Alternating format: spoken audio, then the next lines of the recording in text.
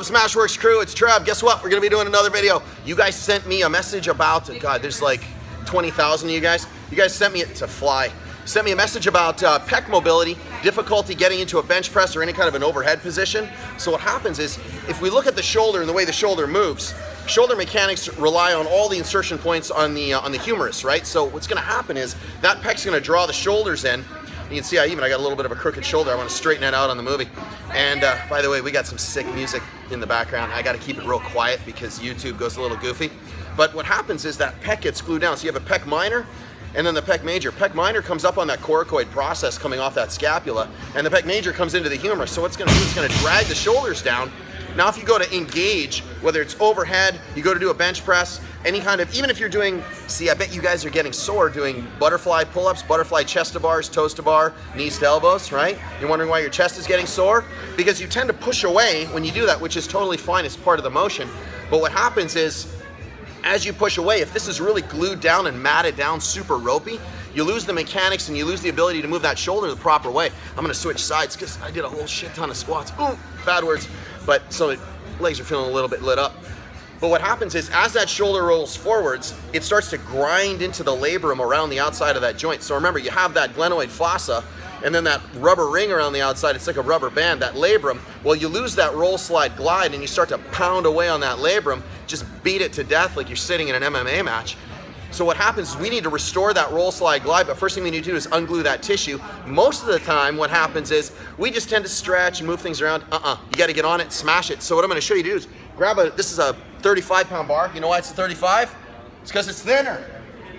Take a kettlebell. You can use a dumbbell if you want, but take a kettlebell. What you're gonna do is you're gonna wind up trapping this entire area in here, and you're gonna hang your arm over, and then we're gonna wind up the joint caps. Remember, external rotation causes those joint fibers to wind up and tighten up the joint. So wind it up, and then you're just gonna grind away on that. So you're gonna grab the kettlebell. This one's really light, it's a 26. You can go heavier than that, but what you wanna do is you wanna hang your arm all the way over this. You're gonna find, you're almost gonna wanna pull that pec away. So now listen, ladies, get up under the side. Don't be mashing your stuff, okay? You hit the twins and then it hurts, okay? Now hold on to the bar, and all you're gonna do is you're gonna take the kettlebell and you're just gonna swing back and forth. And I'm gonna move this because all I'm looking at is the side. There we go. I'm looking at the side of the, I'm using a Rogue box. By the way, thanks Rogue for the box. You're just gonna hang all the way down. Let the weight of the kettlebell pull you into that bar. You're gonna hold the bar, and all you're gonna do is wind up the joint, and then you're just gonna swing back and forth. And then you're gonna do some circles, and you're just gonna, holy, this is grisly. And you're gonna find a hot spot. And the good part is you can totally relax the arm and just let gravity do the work. And when you're done, don't pick this thing up. Don't push yourself away from the bar. Watch. Just let go and drop it. So how long do we do that? You're thinking 2 minutes? Do it until change happens. Remember, you want to feel that tissue relax. So first thing you want to do is hit that pec major, get up underneath and hit that pec minor. Next thing you're going to do is you're going to hit that tricep. This is the part people miss. That long head of the tricep comes up and hits onto, attaches to the scapula. So it adds to the rotation of the scapula when you're bringing your arm overhead. The other two heads, the medial and the short head, they don't do anything, but that long head of the tricep, they're going to affect that scapula. So we're going to show you how to do that. You're going to peel that away. You're going to wind up hitting the teres, the serratus anterior, the lat, and the subscapularis all at the same time.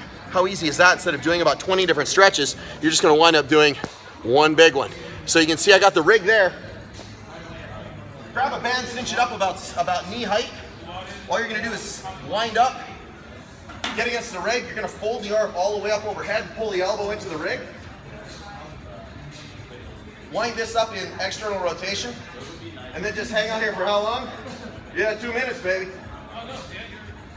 Hang out, and you're gonna feel that, you're gonna be separating all that tissue under here. Remember, the subscapularis sits up under here in the armpit. You can hang out like that for 2 minutes. Subscap, teres, lat.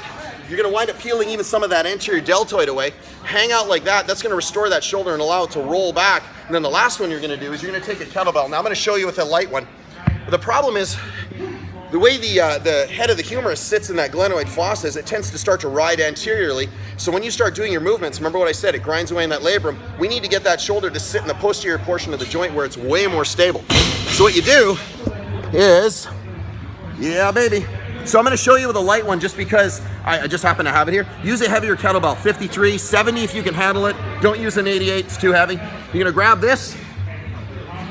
All you're gonna do is you're gonna wind up, so make sure you're in external rotation. Pretend you're at a jiu-jitsu match. I'm gonna bar out that arm. Let yourself sit like this, and you're gonna peel your scapula away up on the floor, and you're just gonna let the bar, or let the kettlebell shove your, the head of the humerus into the posterior portion of the socket. Hang out here for about 2-3 minutes. It's a lot easier than you think. When you're done, don't try and move the weight, just let it fall. All you're gonna do is drop down. So how long do we hang out? 2-3 minutes. So that's gonna peel away that pec major, hit that pec minor, take the load off that coracoid so that scapula can sit back. We're gonna peel away that tricep and all the ancillary stuff underneath. Then we're gonna shove the joint, or the head of the humerus into the back of the socket. Next thing you know, you have a shoulder that works right and you get back to bench pressing. Hey, that one's for you. I'll see you guys tomorrow. Have an awesome day.